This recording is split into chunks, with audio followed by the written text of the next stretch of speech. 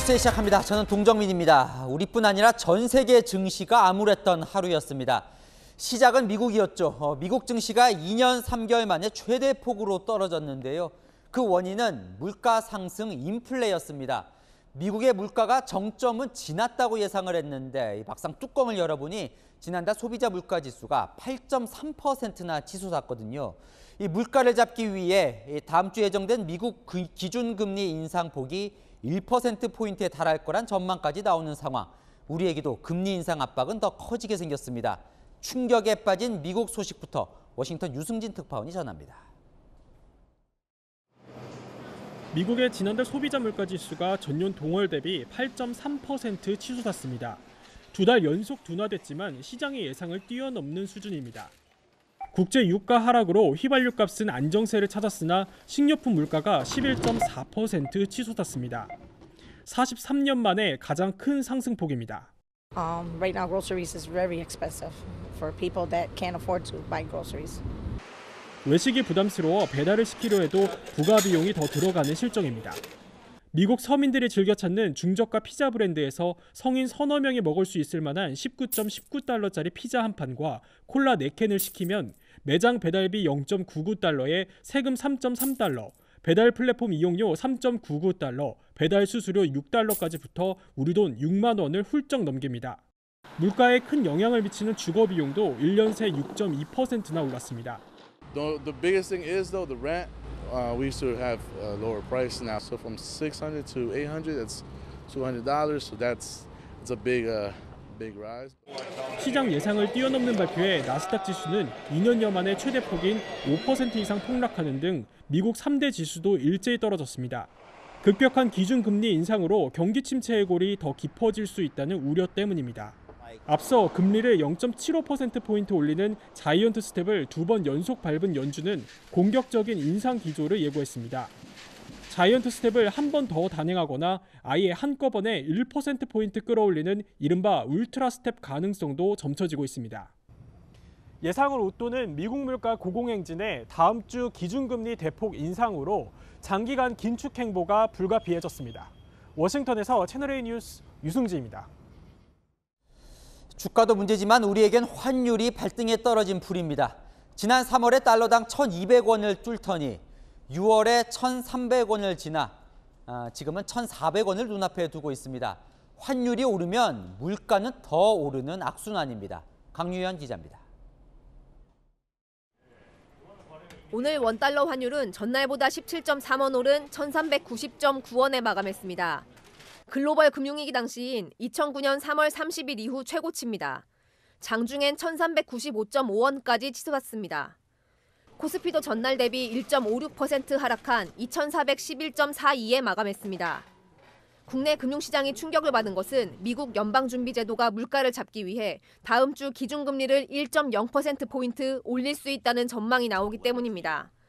한미 기준금리가 역전되고 경기 침체 공포가 커지면 환율은 더 오를 수 있습니다. 9월 FOMC 전까지 1,400원 터치 가능성을 열어놔야 될 것으로 남은 2회에 추가 1%포인트 인상을 하는 1,450원까지도 올라갈 수 있을 것으로. 문제는 치솟는 환율이 수입 물가를 끌어올려 국내 소비자 물가를 더 자극할 수 있다는 점입니다. 일례로 미국 애플은 신제품 아이폰 14 시리즈의 미국 가격을 동결했지만 국내 가격은 환율 때문에 모델별로 16만 원에서 33만 원까지 올렸습니다. 식품 기업들도 고환율 여파에 앞다퉈 제품 가격을 인상할 정도. 다음 달 12일 금융통화위원회를 앞둔 한국은행의 빅스텝 가능성도 배제할 수 없게 됐습니다. 국내 인플레 압력이 지속되는 것이 확인이 되고 국내외 금리 역전폭이 더욱 확대된다라고 한다면 한국은행의 금리 인상 폭을 더욱 키우는 요인이 될 것으로 전망됩니다. 하지만 하느니 금리를 올려도 물가는 쉽게 잡히지 않고 가계와 기업의 부담은 증가할 것이라는 우려가 커지고 있습니다. 채널A 뉴스 강유현입니다. 대출금리 부담에 집값은 계속 하락세죠. 그러다 보니 이 전세가가 집값에 육박하거나 때론 넘어버리는 이 깡통 전세가 속출하고 있습니다. 까딱하면 세입자들은 보증금을 떼일 수 있다는 거죠. 오늘 정부가 전세가율을 동단위까지 공개를 했는데 예상보다도 상황이 심각합니다. 서울 어느 지역이 위험 지역인지 이민준 기자와 확인해 보시고 아는 기자로 이어갑니다. 집값 하락기, 서울의 깡통 전세 경고등이 켜졌습니다. 매매가 대비 전세가를 나타내는 전세가율은 강동구, 광진구, 광서구 순인데 지금까지 90% 넘는 곳은 없었습니다. 그런데 이번에 정부가 읍면동까지 세분화해 전세가율을 공개하자 가려져 있던 깡통 전세 지역이 드러난 겁니다. 강서구 등촌동의 다세대와 연립주택이 밀집한 지역입니다. 서울의 최근 거래 3개월 중에 전세가가 매매가보다 높은 지역이 바로 이곳입니다. 아파트 중에선 영등포구 영등포동 일가가 깡통 전세 지역으로 나타났습니다. 전세가율을 활용해서 해당 지역의 임차인들이 전세 계약을 체결할 때 어느 정도 위험 정도를 확인할 수 있도록 간접적으로 정보를 제공하는데 저희 이번 통계 공개의 목적이 있고요. 세입자가 전세 보증금을 돌려받지 못해 주택도시 보증공사가 대신 반환해주는 전세 보증사고 통계도 공개됐습니다. 8월 기준 전국에서 511건의 보증사고가 접수됐습니다. 월 기준 사상 최대치. 서울에서는 구로구가 보증금액 대비 가장 많은 보증사고가 신고됐습니다. 집주인의 보증 반환 능력이 가장 떨어지는 지역으로 해석할 수 있습니다. 정부는 법원에서 경매 정보를 받아 해당 지역 낙찰가율도 함께 볼 수 있도록 했습니다. 지금까지 정보가 부족해 세입자가 눈 뜨고 코 베이는 경우가 많았는데 이제는 달라진 겁니다. 이런 정보들이 되게 유익하게 받아들여질 것 같고 해당자를 참고해서 좀 더 폭넓게 자료 조사를 해서 보면 좋을 것 같아요. 관련 자료는 부동산 테크 누리집에서 확인할 수 있고 매달 업데이트됩니다. 또 내년 1월에는 임차인이 확인해야 할 주요 정보를 모은 전용 앱도 출시됩니다. 채널A 뉴스 이민준입니다.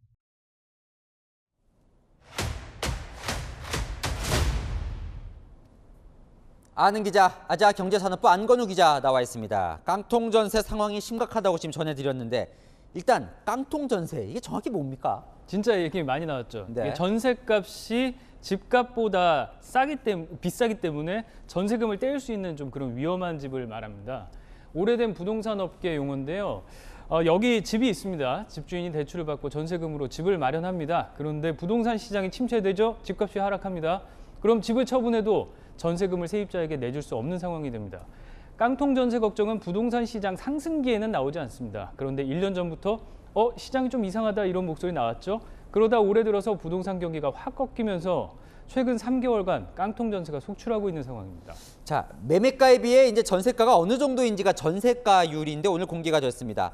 아파트와 빌라 중에는 어디가 더 깡통 전세 비율이 높습니까? 일단 전세가율이 80%를 넘어가면 깡통 전세를 조심해야 한다는 얘기가 나옵니다. 집값 하락이 컸던 최근 석 달 동안 정규 평균을 봤더니 아파트는 그 아래였지만 빌라 같은 연립 다세대의 전세가율이 80%를 상회했습니다. 연립 다세대가 깡통 전세 위험지대란 얘기입니다. 보통 아파트 통계 아주 촘촘합니다. 부동산원이 매주 아파트 가격 지수를 목요일마다 발표할 정도인데 연립이나 다세대는 거래량이 상대적으로 훨씬 적어서 시세 파악도 어렵기 때문에 전세값을 집주인 맘대로 정하는 경우가 많고요. 그래서 더더욱 깡통 전세 위험에 노출이 돼 있는 거죠. 네, 많은 시청자분들도 관심을 가지실 것 같아요. 왜냐하면 오늘 읍면동 단위까지 이 전세가율이 공개가 됐거든요. 뚜껑을 열어봤어요, 오늘. 어땠습니까, 지역별로? 국토교통부가 깡통 전세 사고 현황과 우려가 큰 지역들을 파악을 해서 발표를 했습니다. 네. 8월 한 달 동안 511건, 전체 사고 10건 중 9건 이상이 수도권에서 발생했습니다. 지방은 상대적으로 비중이 작았습니다. 또 전세가율이 높은 지역을 읍면동 단위로 추려봤더니 인천 남동구 남촌동, 경기 안산 사동, 또 오산시 오산동이 수도권에선 위험 수위를 넘었고요. 지방으로 가면 경북 경주시와 부산 연제구가 깡통 전세 지역이었습니다. 오늘 이렇게 정보를 공개하는 게 이제 집을 구하려는 세입자들에게 정보를 주기 위해서잖아요. 세입자들은 그러면 뭘 봐야 돼요? 오늘 공개된 정보 중에. 일단 전세가율이 80% 이상이면 깡통 전세 좀 주의해야 한다고 말씀을 드렸죠. 네. 특히 위에서 언급한 100% 넘어가는 곳들이 있습니다. 여긴 집 팔아도 전세금 치를 수 없습니다. 그렇기 때문에 되도록 피하시는 게 좋습니다. 요거 하나만요. 네. 오늘 이제 발표된 것 중에 경매 낙찰가율을 활용하라고 되어 있는데 이게 상당히 중요하다면서요. 그렇죠. 예, 전세가율보다 경매 낙찰가율이 낮은 곳도 피하라는 건데요. 이것도 이유가 있습니다. 깡통 전세 사고율 수도권 1위였던 인천 미추홀구 볼까요? 전세가율은 93%대인데 낙찰가율이 80%대죠. 문제가 생겨서 집이 경매로 처분이 돼도 전세금 전부 못 건진다는 얘기입니다. 근저당까지 잡혀 있으면 저것도 못 받습니다. 위험 지역 확인하는 거 정말 중요합니다. 그런데 지금부터 더 중요한 게 있습니다. 등기부등본, 이거 정말 중요하거든요. 실소유주 맞는지 근저당은 없는지 꼼꼼하게 뜯어봐야 하고요. 또 계약 기간의 절반이 지나기 전이라면 언제든지 가능합니다. 전세 보증금 반환 보증 잊으셨다면 꼭 가입하시기 바랍니다. 이게 가장 확실합니다. 오늘 지역별 깡통 전세 자료는 국토부 산하 한국부동산원 홈페이지에 올라갑니다. 가을 이사 준비하시는 분들 꼭 확인하셔서 무엇이 중요한지 피 같은 내 돈이 제일 중요합니다. 이 돈 지키시고 좋은 집도 구하시기 바랍니다. 피 같은 내 돈 정말 그렇죠. 네, 아는 기자 안건우 기자와 살펴봤습니다. 어제 출범한 국민의힘 새 비대위는 오늘 법적 공방으로 활동을 시작했습니다. 이준석 전 대표가 추가 신청한 가처분에 대한 법원의 심리가 1시간 동안 있었는데요. 양측은 법정 안팎에서 팽팽한 신경전을 벌였습니다. 김단비 기자입니다. 이준석 전 대표의 추가 가처분 신청에 대한 법원 심리를 두고 정진석 비대위원장과 이 전 대표는 신경전부터 벌였습니다. 굴복하는 것에 대해서 다루는 것이기 때문에 순탄하게 진행될 것을 믿고 있습니다. 처분적인 어떤 당원 개정이기 때문에 저는 법원에서 이것은 큰 고민 없이 판단할 수 있을 것이라 생각합니다. 1시간여 동안의 법원의 심리에서도 양측은 한치의 양보 없이 충돌했습니다. 이 전 대표는 법정에서 비대위 자체가 설치되지 않았다고 본다며 최고위가 이미 해산됐다는 국민의힘 주장을 반박했습니다. 양측의 공방은 법원 심리가 끝난 뒤에도 계속됐습니다. 소송 지연을 계속하면서 의도하는 바는 지금 경찰 조사라든가 추가 윤리 징계라든가 등을 통해서 이 소송의 본질과 다른 방식의 어떤 목적을 기도하고 있는 거 아닌가. 당원 당규라는 것은 이제 당원들에게 적용되는 이러한 헌법과 같은 그런 존재이기 때문에 이 당원권이 정지되어 있는 사람이 이 효력 정지를 구할 이러한 당사자 적격이 없다. 오늘 심리는 비상상황 규정을 고친 당원 개정에 대한 효력 정지 가처분에 대한 겁니다. 이 전 대표가 제기한 4차례 가처분 신청건 중 당초 정진석 비대위 효력건도 함께 다뤄질 예정이었지만 국민의힘 측의 연기 신청이 받아들여져 오늘은 법원 결정에 대한 이의 신청건과 2, 3차 신청건만 논의됐습니다. 법원은 오는 28일 심리를 재개하기로 해 정진석 비대위는 당분간 유지될 전망입니다. 채널A 뉴스 김단비입니다. 더불어민주당 이재명 대표는 봉하마을을 찾았습니다. 자신에 대한 검경 수사가 본격화되는 시점이라 단순한 참배를 넘어 정치적 의미가 엿보이는데요. 정부가 정적 제거를 한다는 표현을 하기도 했습니다. 우현기 기자입니다. 이재명 민주당 대표가 당대표가 되고 처음으로 봉하마을을 찾았습니다. 이 대표는 노무현 전 대통령 묘역을 참배한 뒤 노 전 대통령의 부인 권양숙 여사와 비공개로 면담했습니다. 대표님 오늘 묘역 참배 좀 어떻게 하시게 된 건지. 오늘 봉하마을 방문을 두고 자신의 상황을 노 전 대통령에 빗대어 검찰의 정치 탄압임을 강조하려는 게 아니냐는 해석이 나옵니다. 노 전 대통령은 퇴임 이듬해인 2009년 검찰 수사를 받던 중 서거했습니다. 이 대표는 앞서 자신을 향한 수사를 정적 제거로 규정했습니다. 정부도 정쟁 또는 야당 탄압 또 정적 제거 이런 데 너무 국가 역량을 소모하지는 마시고. 수사 압박에 민주당은 대통령실 관련 의혹 진상규명단을 공식 출범시키며 맞불을 놨습니다. 민주당은 국정감사와 국정조사를 통해 명명백백하게 대통령실 관련 의혹을 밝혀내겠습니다. 그러기 위해서는 국민 여러분의 제보도 반드시 필요합니다. 오늘 검경 수사의 부당성을 알리는 데 집중한 이재명 대표는 향후 수사 대응은 당에 맡겨둔 채 다시 민생 챙기기에 나섰는데요. 내일은 전북에서 타운홀 미팅을 갖고 모레는 전주에서 현장 최고위원회를 주재할 계획입니다. 채널A 뉴스 우현기입니다. 오늘 윤익은 경찰청장이 국회에 나왔는데요. 어제 경찰은 성남FC 후원금과 관련해서 이재명 민주당 대표 기소가 필요하다고 결론을 냈죠. 민주당은 왜 1년 만에 결과를 뒤집었냐고, 반면 국민의힘은 왜 1년 전엔 제대로 수사를 못했었냐고 모두 윤 청장을 질책했습니다. 윤 청장은 관계자 진술이 번복이 됐고 추가 증거도 발견됐다고 해명했습니다. 김유빈 기자입니다. 더불어민주당이 먼저 성남FC 의혹 수사와 관련해 윤희근 경찰청장을 불러세웠습니다. 이재명 대표를 기소 의견으로 검찰에 송치한 건 정치 보복이라고 몰아세웠습니다. 뭐가 달라진 거죠? 사건 관계자의 진술이 번복이 됐고요. 압수수색을 통해서 그 진술에 부합하는 객관적인 증거가 추가적으로 발견됐다. 이렇게. 경기 남부청 7만 8천 원 때문에 129군데 압수수색한 그 경찰청 맞죠? 이재명 죽이기 네. 전담 경찰청입니까? 경기 남부청이 지금? 국민의힘은 처음 수사를 했던 분당경찰서의 봐주기 수사가 문제였다고 맞섰습니다. 72억 원에 샀던 땅에 6,174억 원이라는 놀라운 수익을 올릴 수 있었던 것은 바로 말도 안 되는 용도 변경 때문이었고, 이때 마침 두산건설은 40억이 넘는 돈을 성남FC에 후원을 합니다. 국민들은 이 수사 결과에 대해서 누가 믿겠습니까? 국민의힘이 계속 공세를 펴자 민주당은 이재명 대표를 엄호했습니다. 이런 특혜가 주어지는 그 뒷면에는 저는 엄청난 다른 사항도 더 있다고 저는 생각을 해요. 용도 변경을 통해서 땅값 차익을 실현시키면 수사의 대상이 됩니까? 국민의힘 소속 이채익 행안위원장의 발언을 두고도 여야는 충돌했습니다. 성남FC 이 문제는 문재인 정부 때부터 지속적으로 문제가 됐던 사항이고.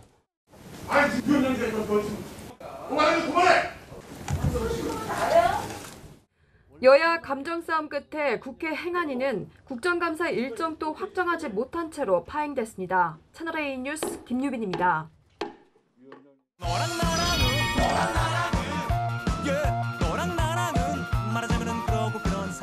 여랑야랑 정치부 김민지 기자와 함께합니다. 첫 번째 주제 보겠습니다. 하나만 빼고 누구와 관련된 이야기일까요? 네, 이재명 민주당 대표인데요. 요즘 윤석열 정부의 각종 정책에 훈수를 두고 있거든요. 하지만 말을 아끼는 딱 한 대목이 있습니다.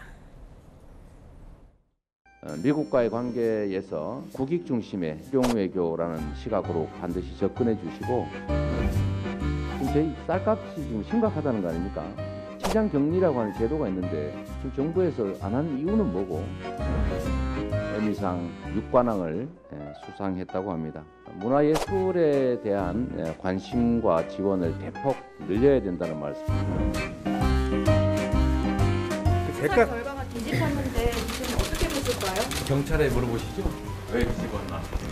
제3자 뇌물공여 혐의 적용됐는데. 네, 이 전략상 본인 관련 수사에 대해서는 대답을 안 하기로 한 것 같습니다. 네, 오늘 회의 시간에 정청래 최고위원이 성남FC 후원군과 관련해 이 대표에게 농담처럼 질문을 던졌거든요. 뭐라고 대답했는지 한번 보시죠. 뇌물이란 단어를 한번 검색해 봤습니다. 성남FC 관련해서 이재명 당시 시장 혹시 넌지시 건네를 이렇게 돈 받으신 적 있습니까? 국민의힘은 수사에 성실히 임하는 것이 민생의 시작이라고 이 대표를 쏘아붙였습니다. 다음 주제 보겠습니다. 어르고 달래고 조정훈 시대전환 의원이죠? 네, 민주당이 조 의원을 어르고 달래고 있는데요. 김건희 특검법을 관철시키려면 조 의원의 동참이 필요한데 반대를 하고 있기 때문입니다. 저는 특검이라는 핵폭탄이라고 저는 생각합니다. 정말 극단의 선택들이지 않습니까? 여야가 합의를 해서 퉁칠 건 퉁치고 제일 쪼잔한 게 저는 부인에 대한 정치라고 생각합니다. 그런데 조 의원이 왜 꼭 필요할까요? 170석 가까이 가지고 있는데요. 첫 관문인 법사위를 통과하기 위해서입니다. 법사위원장이 국민의힘 소속이니까 통과에 협조하지 않겠죠. 패스트트랙으로 지정해서 5회 통과하려면 법사위원 18명 중 5분의 3인 11명의 동의를 얻어야 되거든요. 민주당 소속 법사위원은 10명뿐이라서 조정훈 의원의 역할이 중요해진 겁니다. 자, 이 조 의원은 지난 총선 때 민주당 이 위성정당이었죠. 더불어시민당 소속으로 당선이 됐잖아요. 네. 검수완박 법안 때도 반대를 했었고 민주당으로서는 좀 야속하겠네요. 네, 민주당 강득구 의원은 윤석열 검찰이 조국 전 장관의 아내를 공격할 때 어디서 무엇을 했냐고 따져 물었고요. 전용기 의원도 여야 합의로 퉁치자는 조 의원 발언에 실망했다고 비판했습니다. 그분 입장에서는 왜 그렇게 얘기하시는지는 이해할 수가 없는데요. 나라의 주인이 국민이고요. 그리고 국회의원들은 모습입니다. 조정은 의원이 어떻게 해서 국회에 들어오게 됐는지를 좀 한번 되돌아봤으면 좋겠고요. 패스트트랙과 관련해서는 조정은 의원의 도움을 얻어야 되겠죠. 달래는 건 조금이고 압박이 많네요. 네, 다음 주제 보겠습니다. 자, 김건희 여사 이슈만 나오면 갑론을박이 벌어집니다. 네, 김 여사는 나흘 뒤 대통령 순방에 동행을 하죠. 오늘 이런 얘기들이 나왔습니다. 저는 반드시 동행해야 된다 이렇게 생각합니다. 대통령의 해외 순방에 모든 관례가 부인들이 동반합니다. 대통령 배우자의 역할에 대해서 근본적인 사항들을 전부 다 깡그리 무시하게 되는 발언들은 민주당 내에서도 도움이 되지 않을 거다라는. 근데 특별한 사정이 없는 한 대통령 순방 때 부인이 같이 가잖아요. 네, 그런데 야당에서는 굳이 가야 하느냐 이런 이야기가 나왔거든요. 들어보시죠. 꽤나 많은 예산이 소모가 되잖아요. 김건희 여사님도 같이 가시던데 왜 또 꼭 같이 가야 되나 하는 생각도 좀 듭니다. 그 안에서 혹시나 또 뭔가 사건 사고가 생기진 않을까 하는 걱정도 되고요. 국민의힘 조수진 의원은요, 과거 김정숙 여사가 인도를 단독 방문해 타지마할에서 찍은 사진을 공개하면서 고 의원의 발언을 그대로 되받아쳤습니다. 출발도 안 했는데 벌써부터 시끌시끌한데요. 두 번째 순방 별탈 없이 마치고 돌아올지 궁금합니다. 네, 지금까지 여랑야랑이었습니다. 자, 지난 태풍 때 주민 6명의 목숨을 앗아간 포항의 아파트 그 지하 주차장 기억나시죠? 물이 거의 빠지면서 저희 배유미 기자가 오늘 그 주차장 안으로 들어가 봤습니다. 사고의 흔적이 곳곳에 남아 있었는데요. 2명이 10시간 넘게 매달려 목숨을 구할 수 있었던 천정배관도 가봤습니다. 함께 보시겠습니다. 침수 차량을 꺼내려는 견인차들로 지하 주차장 입구가 붐빕니다. 경찰이 수색을 마치고 현장을 주민들에게 개방했습니다. 채널A 취재진도 처음으로 지하에 내려가 봤습니다. 입구에 서 있던 반사경이 꺾인 채 바닥에 껌딱지처럼 붙었습니다. 내부는 임시 조명을 달아 밝힌 상태. 물은 대부분 빠졌지만 바닥은 여전히 진흙탕입니다. 아직 발목까지 물이 찬 곳도 있습니다. 벽은 물론 천장까지 흙먼지가 묻어 있는데 사고 당시 물이 얼마나 높이 찼는지 가늠할 수 있습니다. 주차장으로 연결된 출입문은 이렇게 수압을 이기지 못하고 휘어져 버렸습니다. 이 비상구를 통해 들이찬 물이 순식간에 지하 주차장을 집어삼켰습니다. 이 문 근처에서 엄마에게 키워줘서 고맙다는 마지막 인사를 건네고 숨진 중학생이 발견됐습니다. 2명의 생존자들이 매달리거나 엎드려 있던 천장 배관도 보입니다. 입구에서부터 차를 빼다 보니 뒤쪽은 물살에 떠밀려온 차들이 겹겹이 쌓인 채 그대로 있습니다. 어차피 된 거 사람이 안 다친 게 다행이다 싶고 그걸로 위한 상황이죠. 희생된 이웃들을 생각하면 지하에 내려가는 게 꺼려집니다.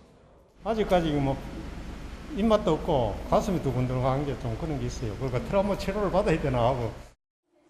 경찰은 방재 전문가 자문단을 꾸려 오늘 첫 회의를 열었습니다.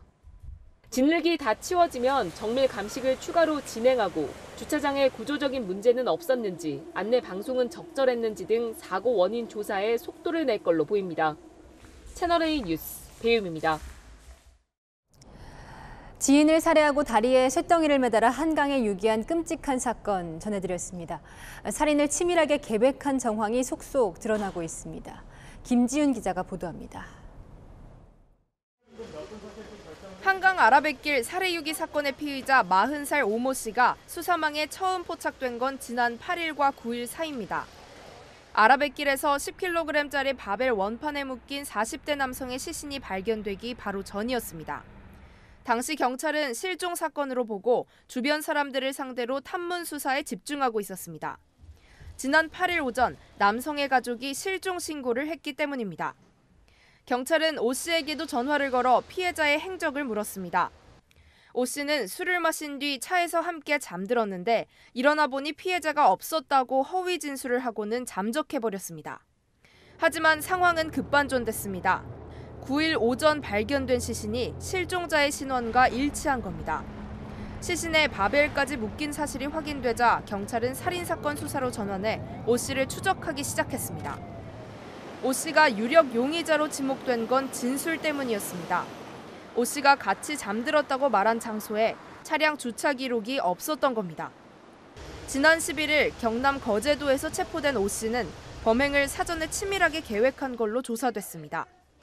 살인은 계획적이었나요? 우범적이었나요? 오 씨는 피해자의 술에 몰래 수면제를 탔다고 진술했고 경찰은 온라인 쇼핑몰에서 바벨 원판을 구입한 사실을 확인했습니다. 범행에 이용한 도구를 미리 준비했던 겁니다. 오 씨는 피해자와 10년 넘게 알고 지낸 사이로 수천만 원의 빚을 지고 있었습니다. 경찰은 오 씨를 살인과 사체 유기 혐의로 검찰에 넘길 예정입니다. 채널A 뉴스 김지윤입니다. 추석에 증조 외할머니 댁을 찾았던 어린 자매가 이웃이 키우던 개에 물려 크게 다쳤습니다.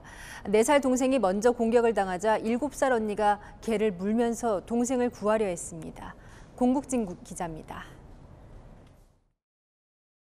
종종 걸음으로 큰 외할아버지 뒤를 따르는 어린 자매. 이웃집 마당을 기웃거리더니 어디론가 사라집니다. 잠시 뒤 외할아버지가 아이들이 사라진 곳으로 황급히 뛰어갑니다. 얼마 후 화단 사이로 누런 개 한 마리가 손살같이 달아납니다.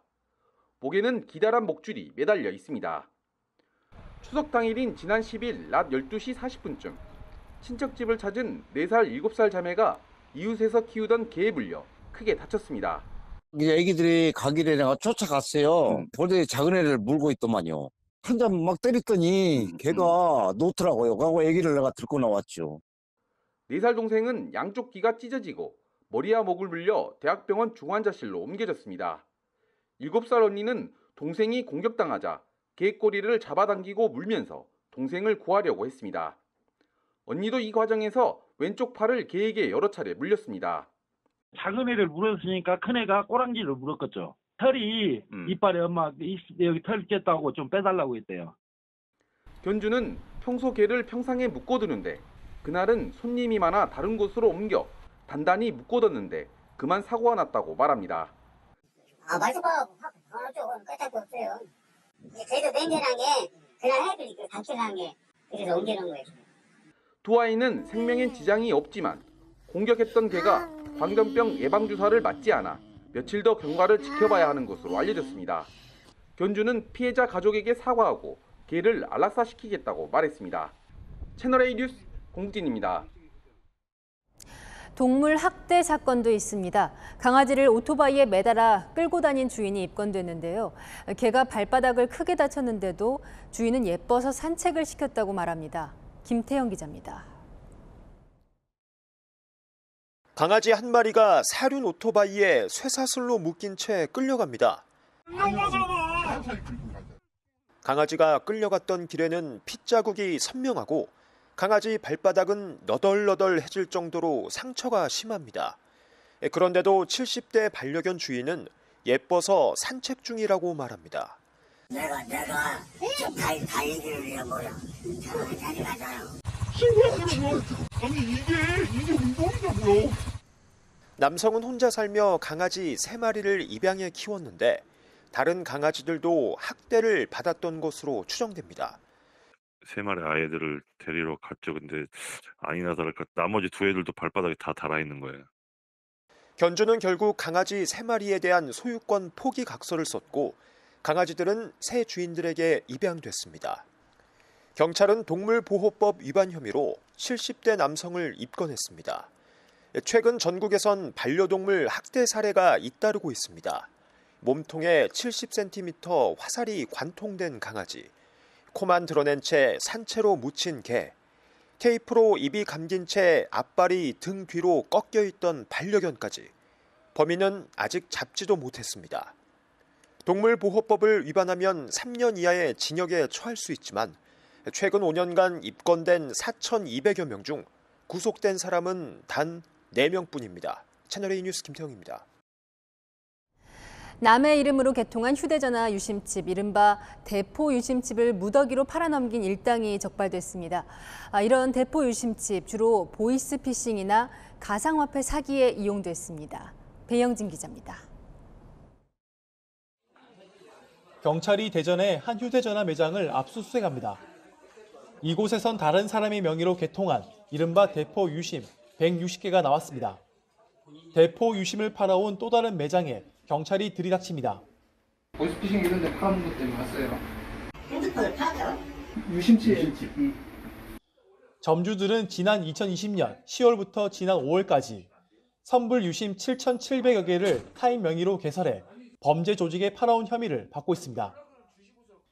명의를 빌려준 사람들은 대부분 고령층이나 지적 장애인, 노숙자 등으로 한 사람당 많게는 100여 개가 개통됐습니다.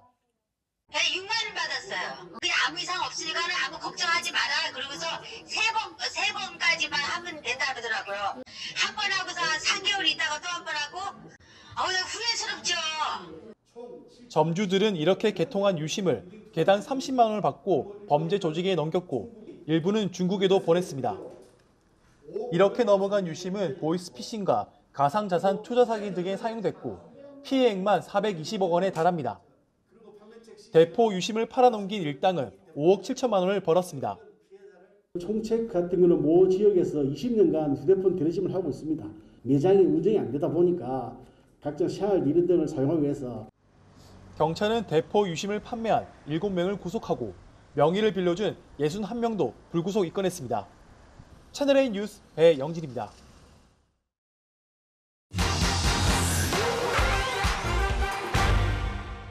팩트맨 반포 한강공원에서 시작합니다. 그젯밤 이 무대 주변이 갑자기 침수되면서 시민들이 대피하는 소동이 벌어졌는데요. 비도 안 왔는데 강물이 갑자기 불어난 이유 스튜디오에서 알아보겠습니다. 팩트맨 팀이 어젯밤 촬영한 영상부터 보죠. 밤 10시쯤부터 물이 차오르더니 30분 만에 무대 객석 계단 4개가 물에 잠겼습니다. 무대 높이에서 찰랑거리던 물은 11시 15분이 되자 서서히 빠져나가기 시작했습니다. 원인, 서해 바닷물이 밀려든 탓이었습니다. 지난 추석 연휴 1년 중 만조 수위가 가장 높은 대조기였는데요.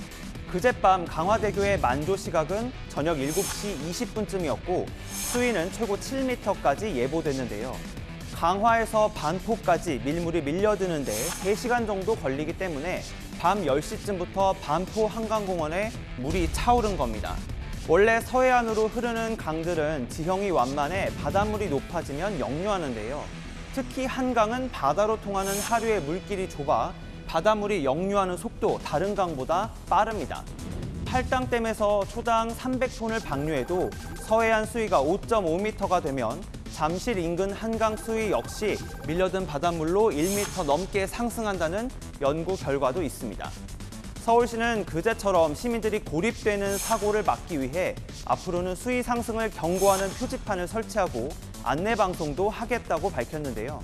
반포나 이촌 한강공원 등은 잠실이나 뚝섬 같은 다른 한강공원보다 저지대라 물이 불면 가장 먼저 잠기는 점 이용에 참고하셔야겠습니다. 중국에선 해일처럼 밀려오는 밀물을 구경하려다 사람이 휩쓸리는 사고도 종종 벌어지는데요. 만조 시기엔 침수와 안전사고 유의하는 게 좋겠습니다. 팩트맨이었습니다. 엘리자베스 2세 여왕의 관이 스코틀랜드를 떠나 드디어 원래 거처였던 왕실관저 버킹엄궁으로 돌아왔습니다. 우리 시각 내일 새벽 1시부터 조문객이 입장할 수 있는데 벌써부터 긴 줄이 이어졌습니다. 전혜정 기자입니다. 엘리자베스 2세 여왕이 누워있는 관이 영국 군용기에서 나옵니다. 함께 도착한 앤 공주는 여왕을 기다리던 트러스 영국 총리 앞에 서서 운구를 지켜봅니다. 어제 저녁 런던에 도착한 여왕의 관을 보기 위해 빗속에서 길목마다 추모 행렬이 늘어섰습니다. 70년을 제위한 여왕이 거주했던 버킹엄궁에 도착하자 박수가 터져 나옵니다.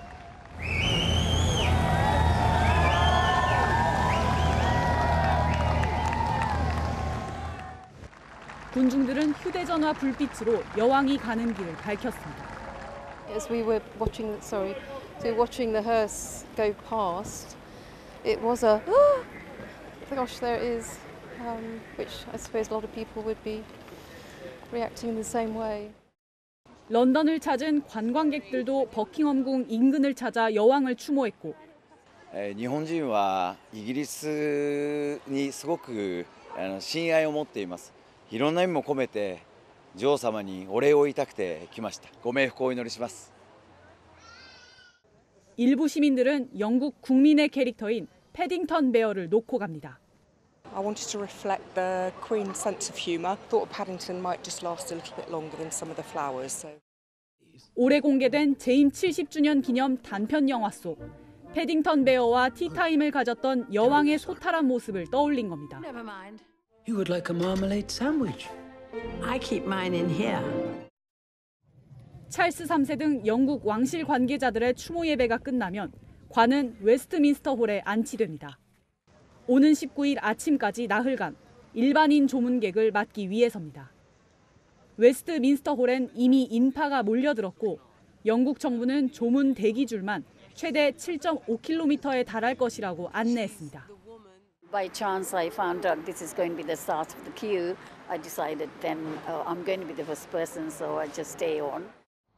여왕이 런던으로 돌아오는 마지막 비행길은 인터넷에서도 화제였습니다.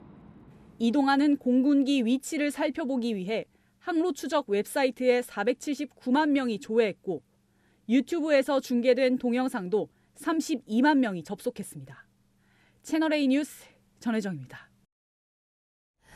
그런데 여왕 장례식의 과도한 의전 제한 방침이 논란입니다.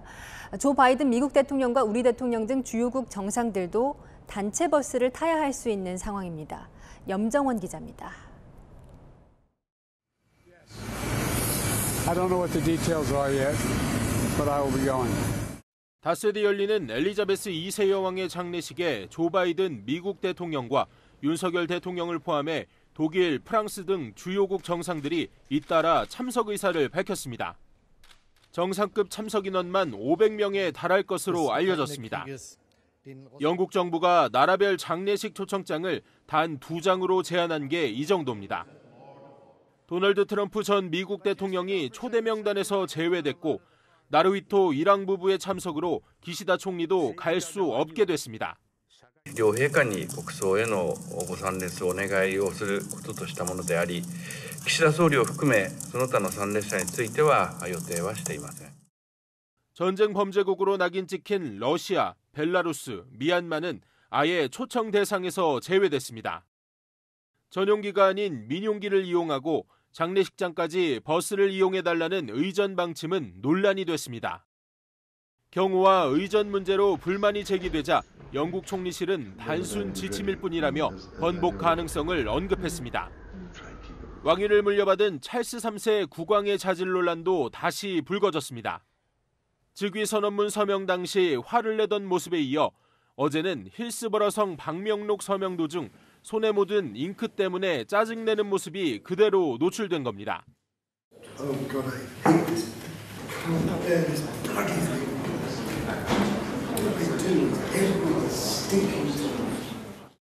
또 왕위에 오르자마자 수십 년에 걸친 왕세자 시절 동안 머물던 클래런스 하우스의 직원 100여 명을 집단 해고해 논란을 자초했습니다. 채널A 뉴스 염정원입니다. 햄버거 속에 양상추가 없다는 게 상상이 되십니까? 거짓말 같지만 맥도날드가 그럴 수 있다는 공지를 띄웠습니다. 다른 버거 프랜차이즈도 사정이 비슷한데요. 어떤 사정 때문인지 김승희 기자가 취재했습니다. 서울 번화가에 위치한 맥도날드 매장. 일부 매장에서 양상추를 정량으로 제공하는 게 어려울 수 있다는 안내문이 계산대에 붙어 있습니다. 버거 안에 양상추가 반밖에 안 들어가세요. 그래서 음료 쿠폰이 나가고 있는데 괜찮으세요? 그럼 언제까지 이런? 아직 기간은 안 정해졌는데 3달 정도. 버거안을 살펴보니 평소보다 확연히 적은 양의 양상추가 들어 있습니다. 연간 4,200톤의 양상추를 전국에서 공급받는데 폭우와 태풍 등 궂은 날씨의 영향으로 수급이 제대로 이뤄지지 않고 있다는 겁니다. 결국 양상추가 적게 들어간 버거를 구입한 손님에게 무료 음료 쿠폰을 나눠주고 있습니다. 수급 불안의 롯데리아는 일부 매장에서 양상추와 양배추를 섞은 버거를 제공하고 있습니다. 버거킹과 KFC 등은 아직은 문제가 없지만 재료 공급에 장기적으로 차질이 생기지 않을까 예의주시하는 상황. 양상추가 사라진 버거에 소비자들은 아쉬워합니다. 양상추가 안 들어간 햄버거는 조금 무의미하다고 생각해요. 양상추의 아삭거리는 면을 되게 좋아해가지고요. 그래서 맥도날드를 자주 찾거든요. 근데 양상추 빠지면 안 찾게 될 것 같아요. 같은 돈 내고 다른 서비스를 받을 바에는 뭐 양상추를 주는 데를 간다거나 아니면은 수급이 원활해질 때까지 기다린다던가 할 것 같습니다. 오늘 양상추 10kg의 도매 가격은 31,202원으로 한 달 전과 비교하면 71% 넘게 올랐습니다. 새로운 태풍 남마돌의 영향으로 기상 악화가 계속된다면 다음 달까지도 채소 대란이 이어질 것이란 전망이 나옵니다. 채널A 뉴스 김승희입니다. 이렇게 치솟는 재료값 부담을 감당하지 못해서 아예 문을 닫는 식당들도 있습니다. 저렴한 가격에 식사를 제공했던 이 고시촌의 식당들인데요. 갈 곳 없는 청년들, 저렴한 식당 이른바 청년 식당으로 향하고 있다고 해서 서주희 기자가 가봤습니다. 서울 신림동의 고시촌. 식당불이 모두 꺼져 있고 입구엔 영업 종료를 알리는 안내문이 붙었습니다. 저렴한 가격에 푸짐하게 먹을 수 있어서 고시생들로 붐볐지만 물가 충격을 견디지 못하고 폐업한 겁니다.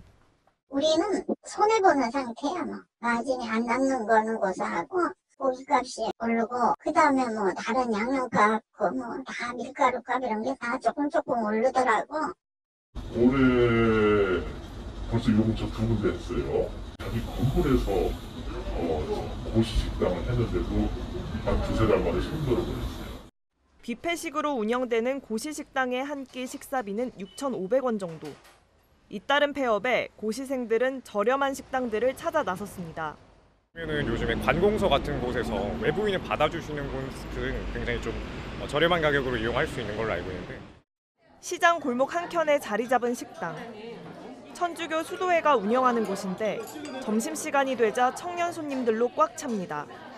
3,000원만 내면 김치찌개에 공깃밥이 무제한이다 보니 김치찌개 1인분 하고요. 라면 사리 하나 주세요. 주머니 사정이 어려운 학생들이 몰리는 겁니다. 가격이 엄청 저렴하고요. 또 맛도 너무 좋고 무한 리필도 되고 보면 마치 집 온 것 같은 그런 느낌이 들어서 그래서 여기를 자주 오게 되는 것 같아요. 네. 보통 김치찌개 한번 먹으려면 요즘 7,000원에서 10,000원 또 하는 데도 있는데 여기는 3,000원밖에 안 하니까. 네. 가격이 낮은 건 후원금 덕분입니다. 많이 물가가 오르고 경제가 어려운 상황이어서 이런 식당이 운영되는 게 의미가 있지 않나 해서 후원도 많이 해주시거든요. 청년들에겐 밥 한 끼 마음 편히 먹는 것도 쉽지 않은 일이 됐습니다. 채널A 뉴스 서주입니다. 서울 시민 3명 중 1명은 시에서 운영하는 공공자전거 따릉이 회원입니다. 그만큼 인기인데 저렴하게 제공을 하다 보니 이용자가 늘어날수록 오히려 적자도 같이 들고 있습니다. 고육지책으로 서울시가 따릉이에 광고판을 달기로 했습니다. 김예지 기자입니다. 서울 시내를 누비는 공공자전거 따릉이. 하루 이용료 1,000원, 6개월에 15,000원으로 저렴합니다. 접근성도 좋다 보니 서비스 시작 7년 만에 생활교통수단으로 자리 잡았습니다. 한 달 정기권 이용하고 있는데 7,000원이다 보니까 아무래도 버스 10회보다도 저렴하기 때문에. 지난달 말 기준으로 따릉이 회원수는 361만 명, 누적 이용 건수는 1억 1,780만 건에 이릅니다. 이용자가 늘수록 적자도 커지고 있습니다. 지난 2019년 90억 원이었던 적자 규모는 지난해 103억 원으로 늘었습니다. 이용료 수입에 비해 자전거 교체와 관리 비용 등이 눈덩이처럼 불어나고 있기 때문입니다. 서울시는 이용료를 올리지 않는 대신 기업 광고를 유치해 적자 폭을 줄이기로 했습니다. 따릉이 프레임과 대여소 안내 간판, 따릉이 앱, 홈페이지 등 4곳에 기업 명칭을 넣기로 한 겁니다. 현재 운영 중인 따릉이 자전거는 41,500대, 대여소는 2,677곳입니다. 시민들의 반응은 엇갈립니다. 그래서 재원 조달이 되면은 따릉이도 뭐 다시 관리가 더 잘 될 수 있겠고, 그런 또 이제 안전과 직결이 되다 보니까 광고를 한다는 게 저는 좋다고 생각합니다. 자전거에 왜 특정 기업 로고 같은 게 붙어 있으면은 좀 이게 서울시에서 운영하는 거인지 잘 모르는 사람들도 있을 거고, 또 미관상 해치는 것도 당연히 있을 거고. 서울시는 내일 광고 사업권자 선정을 위한 입찰 공고를 실시하는데 연간 광고료는 최저 입찰가 기준 6억 4천만 원입니다. 채널A 뉴스 김예지입니다. 어제 에미상 6관왕에 오른 오징어 게임 제작진과 배우들은 행복한 밤을 보냈습니다. 이어진 뒤풀이에서 깐부 할아버지 오영수 씨의 격렬한 춤이 화제가 됐습니다. 권솔 기자입니다. 사람들에게 둘러싸인 채 춤을 추는 배우 오영수. 격정적인 춤을 추는가 싶더니 부드럽게 리듬에 맞춰 몸을 흔들기도 합니다.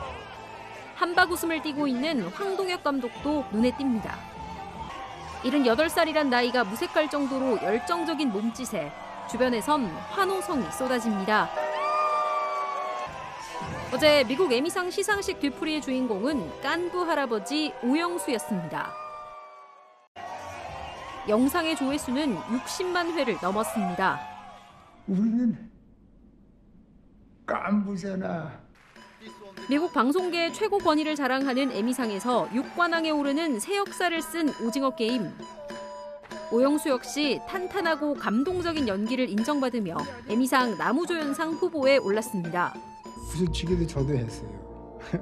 어렸을 때 해서 구슬치기 하는 그 내용 속에 인간의 허위와 진실성, 그 인간성이 보여주는 그런 장면들이 있잖아요. 아쉽게도 수상은 못했지만 표정은 누구보다 밝았습니다. 그 살아 숨쉬는 그 엄청난 에너지를 느꼈습니다. 출국 전 레드카펫에서 흰머리를 휘날리고 오겠다고 했던 오영수. 연기 인생 58년 만에 맞은 최고의 무대에서 한국 문화의 새로운 역동성을 체험했습니다.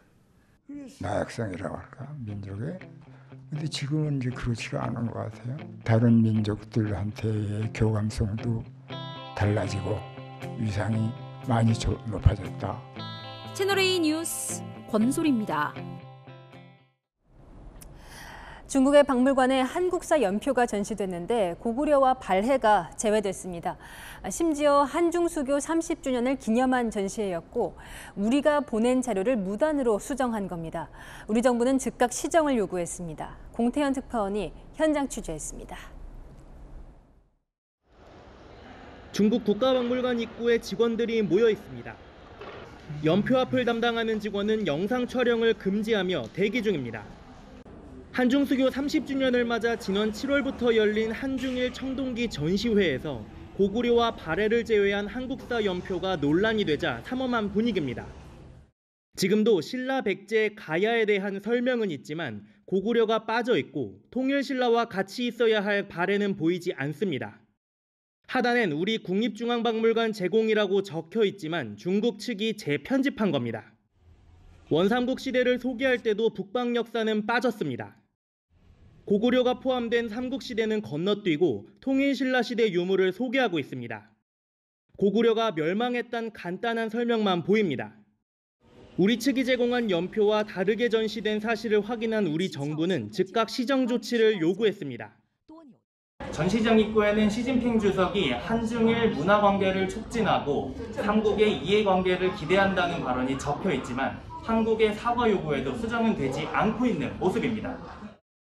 高句丽问题是一个学术问题，学术问题可以在学术领域进行专业的讨论和沟通，没有必要进行政治性的炒作。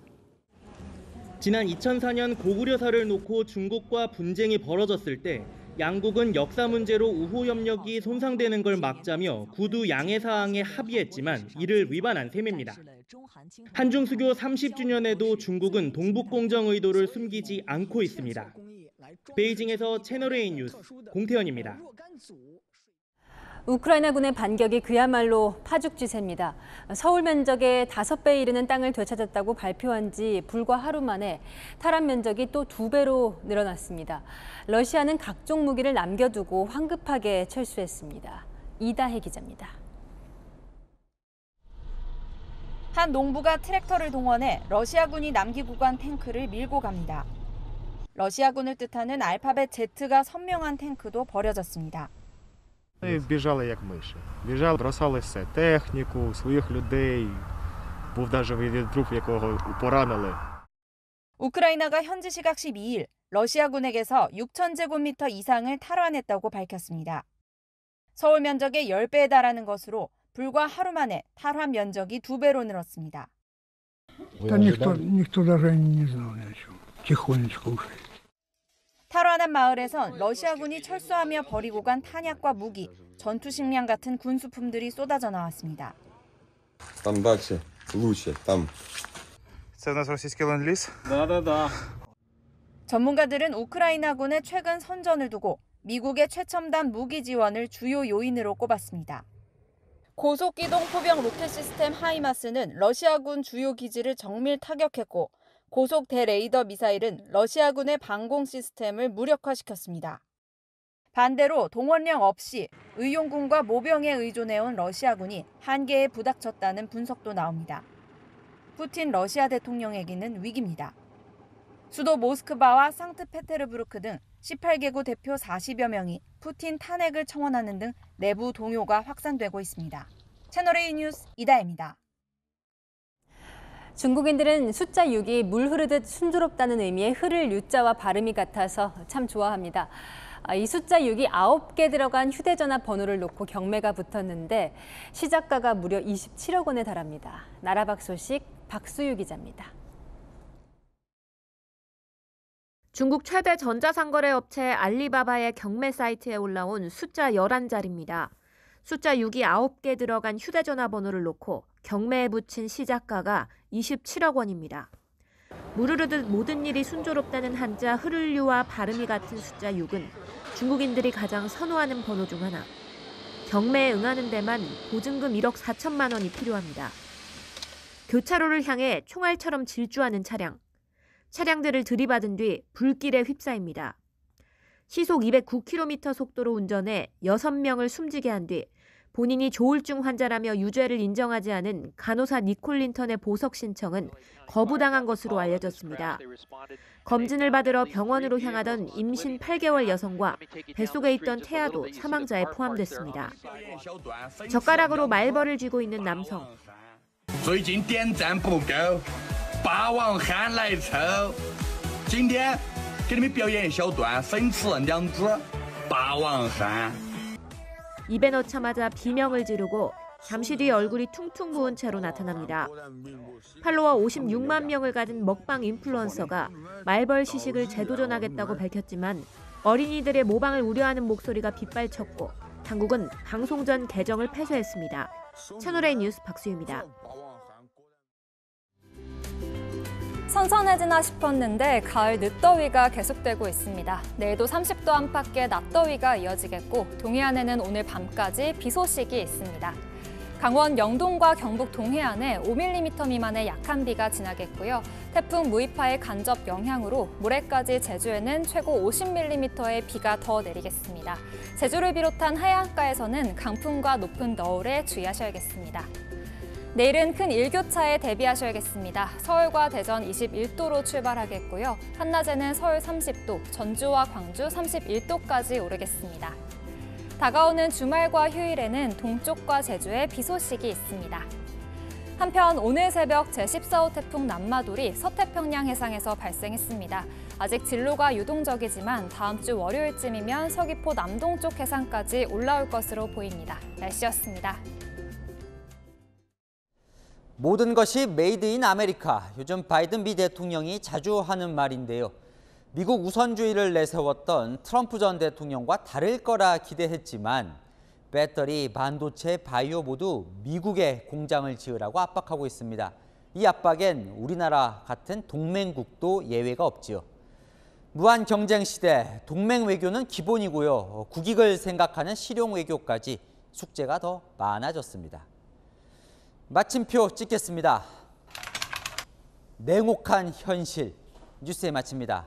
감사합니다.